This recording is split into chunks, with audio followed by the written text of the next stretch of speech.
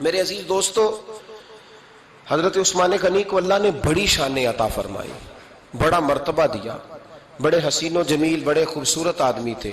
دیکھو نا کیا شان ہے حضرت عثمان ذی النورین۔ یہ ذی النورین کا کیا معنی ہے؟ دو نور کون ہیں؟ حضور کی دو صاحبزادیاں۔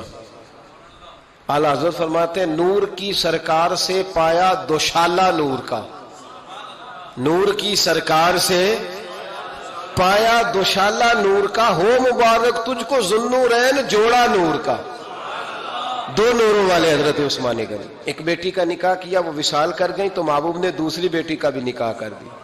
یہ جو بیچارے پراپوگنڈے والے ہوتے ہیں نا، یہ پہلے دن سے صرف پراپوگنڈے میں ہی ہے، یہ نہ محب بن سکے نہ محبوب بن سکے۔ ان کا نہ کوئی اپنا ہوا نہ انہیں کسی نے اپنایا، یہ پراپوگنڈے والے ہی ہیں، ساری زندگی چیم گوئیاں، کانوں میں باتیں، اپنا اپنا مزاج ہے نا جی، جس کے حصے میں جو ڈیوٹی آئی۔ کچھ لوگ وہاں بھی منافقین چیم گوئیاں کرنے لگے، دوسری بیٹی بھی دے دی، دوسری بیٹی بھی دے دی، دوسری بیٹی بھی دے دی۔ محبوب کے کانوں تک آواز گئی، فرمایا زیادہ باتیں نہ کرو، میری 40 بھی ہوتی۔ وہ ختم ہو گئی بات، تم 2-3 کی بات کرتے ہو۔ حدیث مبارکہ کے لفظ ہے، نبی پاک نے فرمایا میری 40 بھی ہوتی، ایک کے بعد دوسری انتقال کرتی رہتی، میں ساری عثمان کو دے دیتا۔ حد ہو گئی بھئی، اتنا بڑا مرتبہ۔ جنت البقیع، وہ والا قبرستان جس میں کوئی دفن ہو جائے تو نبی پاک کی سفارش کا حقدار ہو گیا، وہ والا قبرستان جس کا نام ہی جنت ہے۔ وہاں نا ایک یہودی اپنے جانور باندھا کرتا تھا، تو سرکار ایک دن اس طرف گئے تو واپس آئے، حضرت عثمان غنی قریب کھڑے تھے۔ نبی کریم صلی اللہ تعالی علیہ وسلم نے فرمایا عثمان اس جگہ کی طرف ذرا چکر لگانا، جگہ بڑی اچھی ہے۔ عثمان غنی گئے، جگہ خرید کے واپس آ گئے۔ حضور نے فرمایا ہوا ہے؟ عرض کی حضور خرید آیا ہوں۔ فرمایا میں نے تو چکر لگانے کا کہا تھا۔ کہا یا رسول اللہ آپ نے یہ بھی تو فرمایا تھا جگہ بڑی اچھی ہے، تو جس کو آپ نے اچھا کہہ دیا یہودی کے پاس تو نہیں نہ رہنی چاہیے، تو میں نے خرید دی۔ شرم نہیں آتی لوگوں کو حضرت عثمان کے بارے میں بات کرتے ہیں۔ جس قبرستان میں سیدہ پاک بی بی صاحبہ حضرت فاطمہ الزہرا آرام کر رہی ہے، وہ زمین حضرت عثمان نے تحفہ دی ہے۔ حیا نہیں آتی بات کرتے؟ شرم نہیں آتی؟ یہ صدقہ سیدہ فاطمہ کا ہی ہے، انہی کے لیے اللہ نے تحفہ دیا، اور اس کے پیسے حضرت عثمان غنی نے ادا کیے۔ پھر اس قبرستان میں سیدہ پاک نے آرام کیا، پھر اسی قبرستان میں عثمان ابن مظعون نے آرام کیا، پھر اسی قبرستان میں حضرت حلیمہ سعدیہ لیٹی ہوئی ہے، اسی قبرستان کے اندر نبی پاک کی زوجہ سیدہ عائشہ آرام کرتی ہے، پھر اسی زمین پر میرے محبوب کے پیارے نواسے امام حسن آرام فرمائے۔ حضرت عثمان غنی رضی اللہ تعالیٰ عنہ کے بارے میں بات کرتے تیری زبان نہیں کانپتی؟ ان کو بات کرتا ہے جن کے تحفے اہل بیت نبوت نے قبول فرمائے، اور وہاں آرام کرنا انہوں نے پسند کیا، اتنا بڑا جرت بند ہو گیا تو۔ حضرت سیدنا عثمان غنی رضی اللہ تعالیٰ عنہ سخاوت کی تو کمال کر دیا حضرت عثمان غنی، اور پھر ضرورت سے زیادہ پیسے دے کے۔ وہ کنویں کی بات بڑی معروف ہے، میں نے بس اشارہ کرنا ہے۔ نبی پاک نے بھی اعلان کیا تو بڑا ہی اعلان کر دیا، فرمایا وہ میٹھے پانی کا کنواں ہے، قبضہ یہودی کا ہے، جو بندہ خرید کر وقف کرے گا نا اسے کیا ملے گا؟ تو حضور نے فرمایا میری جیب میں جنت کی ٹکٹ ہے، میں اسے جنت دے دینی۔ یہ ہے عرض جنت، یہ طیبہ کی زمین ہے، جنت بھی یہی، مال کے جنت بھی یہی ہے، جنت لے لے مجھ سے، لے لے۔ حضرت عثمان غنی گئے، اس کو کہا بھئی کنواں میرے ہاتھ بیچ دے۔ کنویں کی قیمت تھی 500-700 دینار، تو حضرت عثمان 500-600 دینار کل کنویں کی قیمت تھی۔ جناب عثمان غنی گئے، یہودی کو پتا تھا کہ یہ خریدنا چاہتے ہیں، فرمایا یار یہ کنواں بیچ دو۔ کہنے لگا نہیں بیچنا۔ فرمایا قیمت منہ مانگی، کہنے لگا قیمت میری مرضی کی۔ کہا تمہاری مرضی کی، اپنی اپنی اوقات ہوتی ہے نا قیمت لگانے کی، تمہاری مرضی کی۔ کہنے لگا میری شرط ہے میں ایک دن کے لیے کنواں دوں گا، ایک دن میں ایک دن آپ۔ فرمایا یہ بھی منظور ہے۔ کتنے پیسے؟ اس نے کہا میں 3000 دینار لوں گا، 500-600 کا ہے۔ حضرت عثمان غنی فرمانے لگے تو نے اپنی اوقات کے مطابق 3000 مانگا ہے، میں 40,000 لے کے آیا تھا، اپنی اوقات کے مطابق مانگا، 40,000 دینار میری جیب میں۔ یہودی کہنے لگا عثمان تو تاجر ہے، اور عام تاجر نہیں، عالمی سطح کا تاجر ہے. لوگ تیری تجارت کی مثالیں عرب میں دیتے ہیں، پر 500-600 کا کنواں 40,000. فرمانے لگے مسئلہ کنویں کا نہیں، مسئلہ مصطفیٰ کے فرمان کا ہے. وہ جو حضور کا فرمان پورا کرنا ہے نا، اس کے لیے 40,000 تھوڑے ہیں. میرے پاس تھے ہی اتنے جو لے کے آیا ہوں. حضرت عثمان نے پیسے چکائے. اس نے کہا ایک دن پانی ملے گا. فرمایا منظور ہے. وہ ایک دن بیچا کرتا تھا پانی. حضرت عثمان نے اعلان کر دیا جو میرا دن ہے نا فری پیو، اپنے بھی پیو، بیگانے کا اعلان کوئی نہیں کرنا، میرا کوئی پروگرام نہیں. لیکن آپ مطلب ہلکا ہلکا ایسے دیکھیں گے، سوچیں گے، غور کریں گے.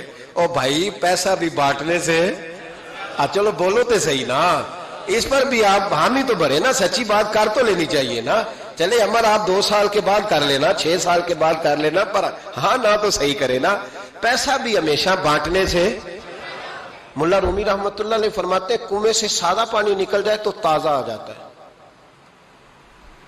اور اگر پانی کنویں کے اندر رہے سارا ختم نہ ہو تو باسی ہو جاتا ہے. اس لیے فرمایا کرتے تھے میں اس کنویں سے پانی پیتا ہوں جس پہ رش زیادہ ہوتا ہے، اس لیے کہ وہاں سے پانی ختم ہوتا ہے تو تازہ آتا رہتا ہے. فرماتے تو اللہ کے رستے میں سارا خرچ کر دے، اللہ تازے عطا کر دے گا اور پہلے سے زیادہ عطا کر دے گا. میرا آپ کا مسئلہ یہ ہے کہ تجارت بندوں کے ساتھ ہے. بندوں کے ساتھ جو تجارت ہے نا، بندے کنجوسی کر جاتے ہیں. بندے کا تو صحیح کام چل جائے تو پارٹنر کو فارغ کر دیتا ہے تو فارغ ہے. اور اگر کبھی کسی کی دکان میں کوئی کرایہ دار اچھا اس کی دکان چل جائے تو مالک کہتا ہے تو جا، اب دکان میں نے خود کھولنی ہے، وہ فارغ کر دیتا ہے. بندوں کا تو مزاج ہے. اور اللہ تبارک و تعالیٰ سے جب تجارت ہوتی ہے نا، میں نے ایسے لوگ دیکھے ہیں جن کے گھروں میں لاکھوں روپیہ ماہانہ آتا ہے، غربت نہیں جاتی. ان کو سوچنا چاہیے کہ کثرت والا پیسہ آیا ہے پر برکت والا نہیں آیا. حضرت عثمان غنی رضی اللہ تعالیٰ عنہ فرماتے ہیں کہ میں نے پہلے بھی میں بڑا تاجر تھا، لیکن جب سے مصطفیٰ کے نام پر خرچ کرنا شروع کیا، پھر کہاں سے آیا کب. اور بڑی سیانی بات فرماتے ہیں. آپ فرماتے ہیں میں کلمہ پڑھنے سے پہلے تجارت کو وقت زیادہ دیتا تھا، اور مسلمان ہونے کے بعد میں نے تجارت کو ٹائم تھوڑا دیا، پر اللہ نے روزی مجھے زیادہ عطا فرمائی. اس لیے برکت پر ہماری توجہ نہیں رہی، غیبی خزانوں پر خیال ہم نے چھوڑ دیا ہے. غیبی خزانوں سے جو چیز ملتی ہے وہ زیادہ ملتی ہے، جو مادی ذرائع سے ملتی ہے وہ چیز کم ہوتی.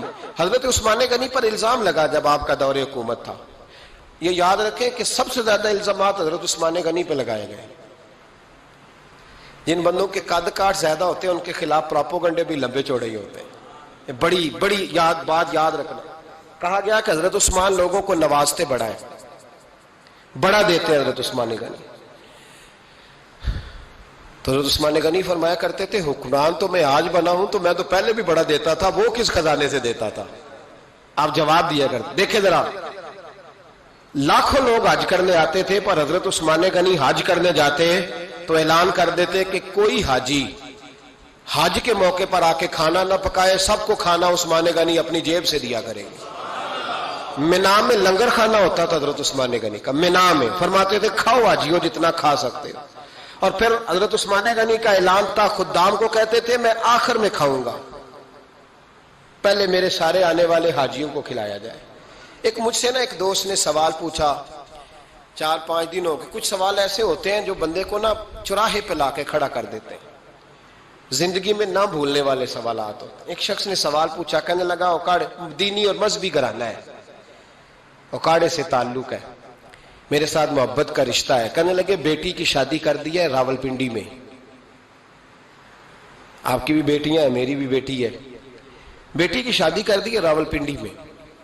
اب بچی چند دن رہنے آئی ہے. پوچھنا یہ ہے کہ نماز پوری پڑے گی کہ قصر پڑے گی.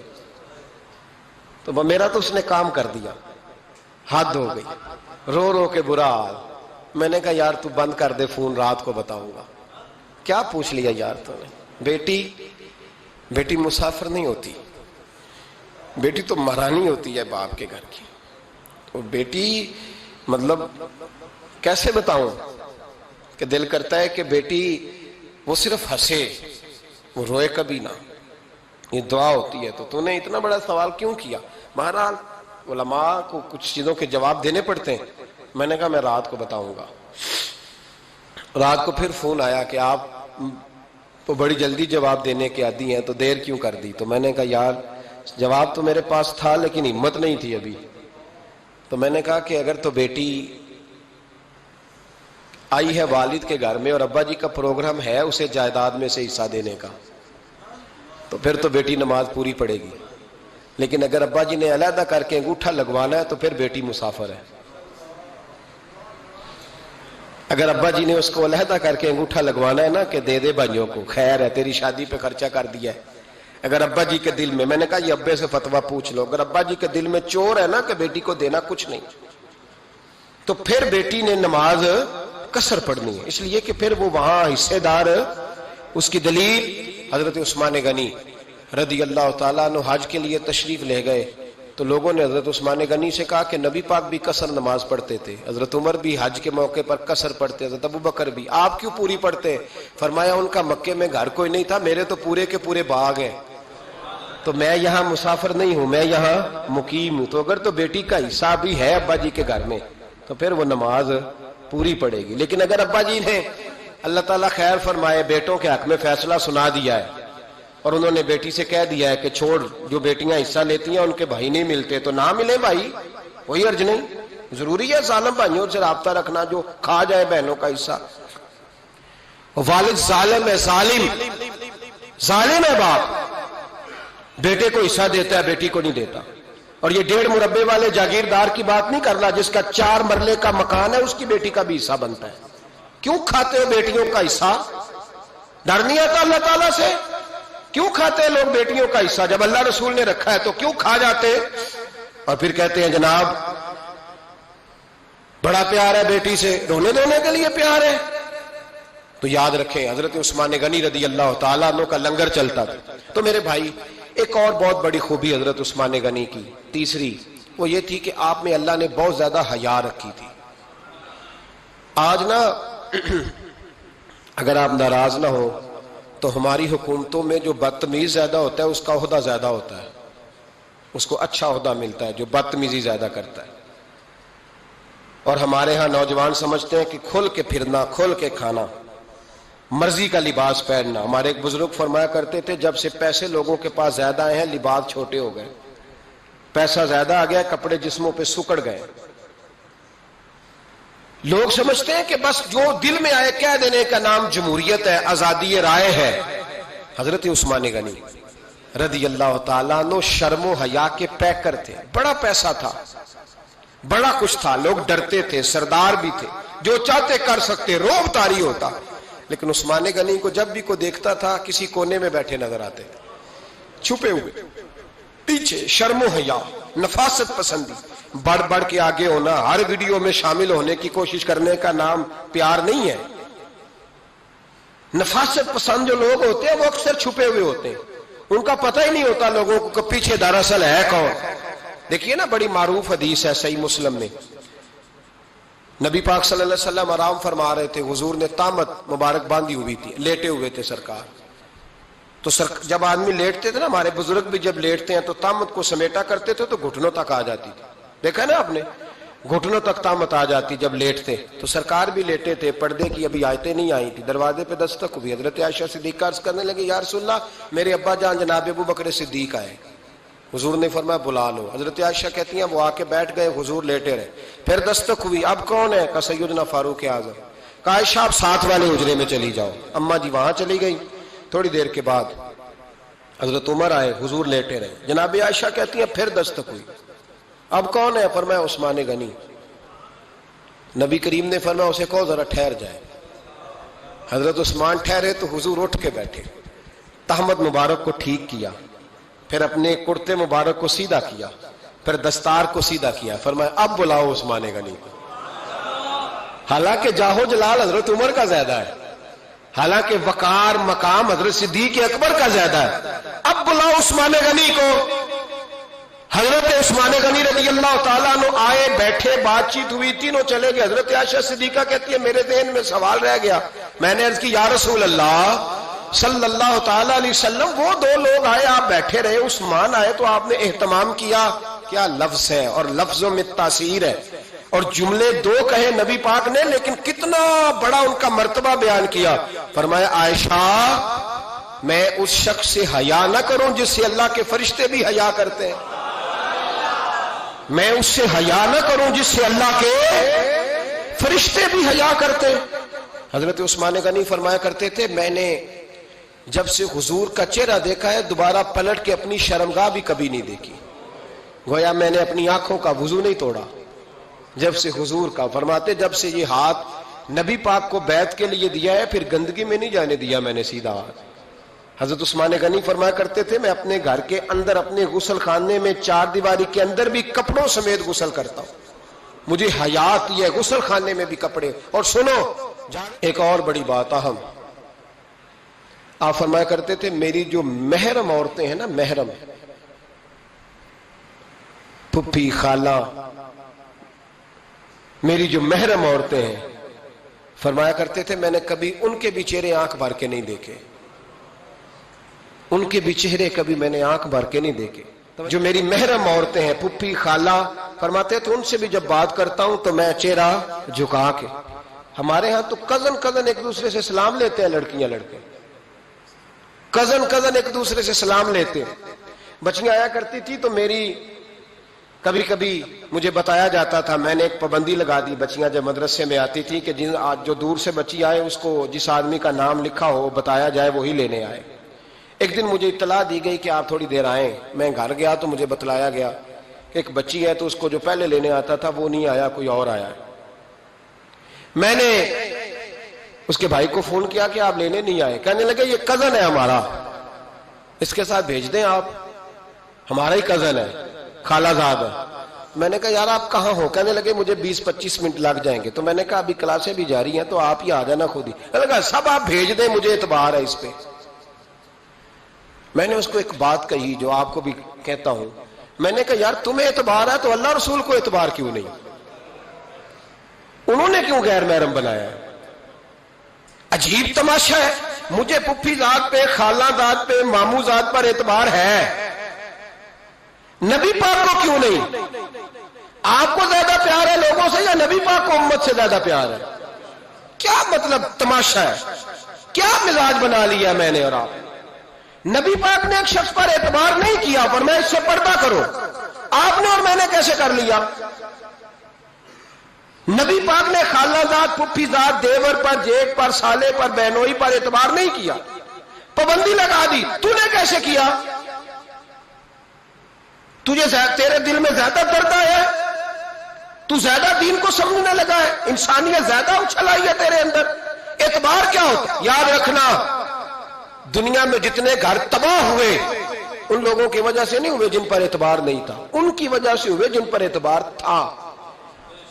گھر کا بیٹی لنکا ڈھائے، باہر والے آ کے کبھی بھی گھر میں کوئی نقب زنی نہیں کرتے، جب بھی کرتے اعتبار والے کرتے۔ میرے رسول پاک علیہ الصلوۃ والسلام کی وہ ازواج جن پر اللہ کو اتنا اعتبار ہے کہ رب کہتا ہے میرے محبوب کی بیویوں تمہاری جیسی دنیا میں دوسری ہے ہی کوئی نہیں، اللہ کو اتنا اعتبار ہے۔ لیکن ایک نابینا صحابی آئے تو حضور کی 2 ازواج بیٹھی تھی تو نبی پاک نے فرمایا پردہ کرو۔ یا رسول اللہ وہ تو نابینا ہے۔ فرمایا تمہیں تو نظر آ رہا ہے نا، تمہاری آنکھیں تو کھلی ہوئی ہیں۔ حضور کو اعتبار نہیں تھا، بس کر دیں۔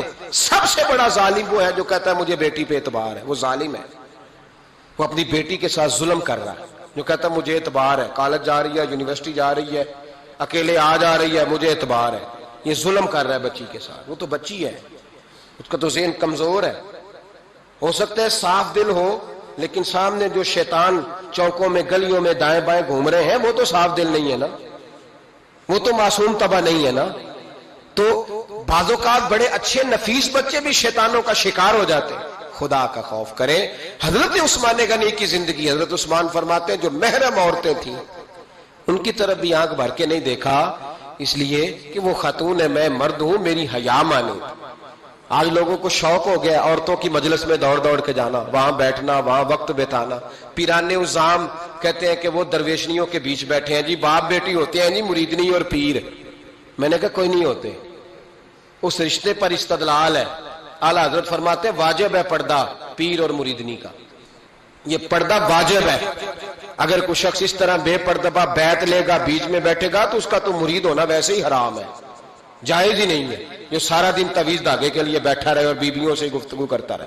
خدا را حضرت عثمان غنی رضی اللہ تعالیٰ عنہ کی زندگی میں جو باتیں ہمیں بہت زیادہ ملتی ہیں ان میں نفاست ہے، آپ کی حیا ہے، سخاوت ہے. ایک بات اور سن لیں، بڑا ستایا گیا حضرت عثمان غنی کو، پراپوگنڈے کیے گئے، آپ کے خلاف مہم چلی. عبداللہ ابن سبا نے بڑی مہم جوئی کی آپ کے خلاف.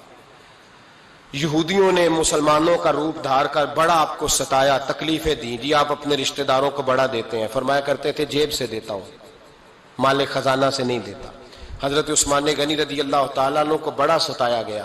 یہ واحد خلفائے راشدین میں خلیفہ ہے جن کا 40 دن پانی بند کیا گیا، کھانا نہیں آنے دیا گیا. لیکن کمال ہستی حضرت عثمان غنی کی. مولا علی جیسے شیروں نے جا کے کہا آپ اشارہ کریں، یہ جو آپ کے خلاف نکلے ہوئے ہیں تو ایک تلوار سے مار دیے جائیں گے. تو حضرت سیدنا عثمان غنی فرمانے لگے میں وہ والا مینڈا نہیں بننا چاہتا جس کی وجہ سے مدینے کی گلیاں رنگین ہو جائیں. امن کا کہا آپ خلافت چھوڑ دیں. فرمایا حضور نے کہا تھا اللہ تمہیں ایک قمیض پہنائے گا، لوگ اتارنا چاہیں گے، تم نے اتارنی نہیں.